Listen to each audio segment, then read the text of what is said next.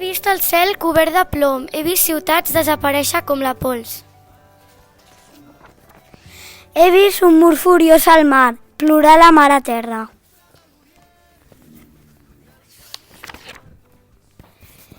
He recollit metralla dels que han...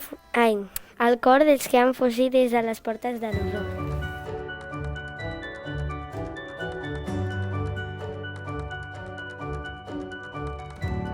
El poble estava construït sobre terrasses artificials per salvar el pendent i per arribar-hi des de la ciutat més propera, Batafo, al centre del país. Calia caminar 1 hora i mitja per camins costeruts i congostos estrets.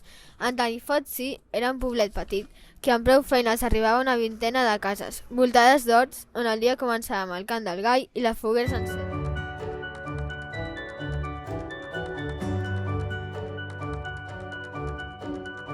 Fa un parell de dies, aquí, al Brasil, vam passar una estona amb alguns dels nens que hi viuen al carrer i l'experiència ens va colpir.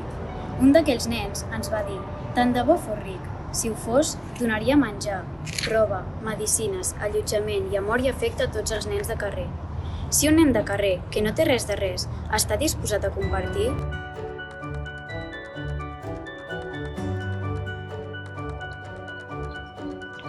Había una vez un abuelo que vivía en una extraña casa sobre el mar. ¿Por qué vivía en una casa así? Porque en esa ciudad el mar crecía cada vez más y más. Cuando el agua subía y desbordaba su casa, él construía otra.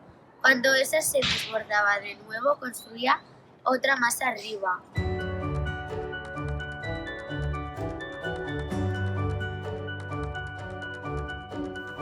A primer d'ESO hem llegit notícies sobre el canvi climàtic. Voleu saber quins titulars hem trobat? La sequera augmenta i les pluges no arriben. Un fenomen recurrent, cada 4 o 5 anys, que anirà a més durant les pròximes dècades.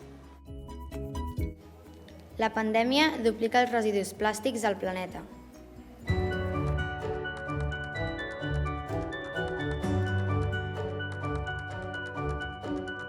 Les 60 llavors que quedaren, 25 dels ocells picotejaren.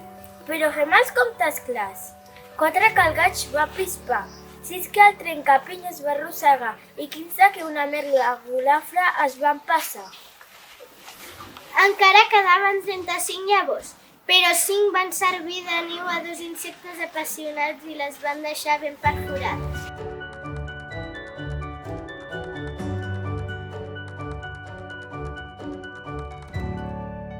No s'amaguen al teu armari ni sota el teu llit, no s'aniran tot i que els enlluernis s'amullen al terra.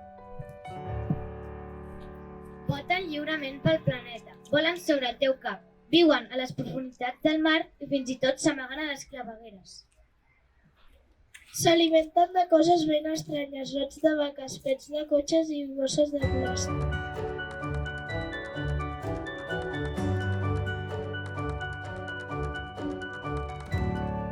Com cada estiu, quan arriba la calor, en Biel surt a navegar amb el seu avi i en Duc.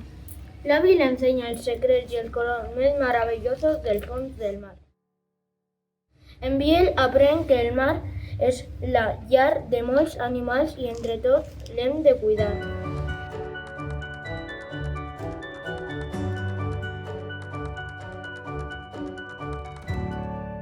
Hem collit verdures de l'hort i tots hem col·laborat, fins i tot els nens que de passada han aprofitat per cruspir-se uns quants tomàquets.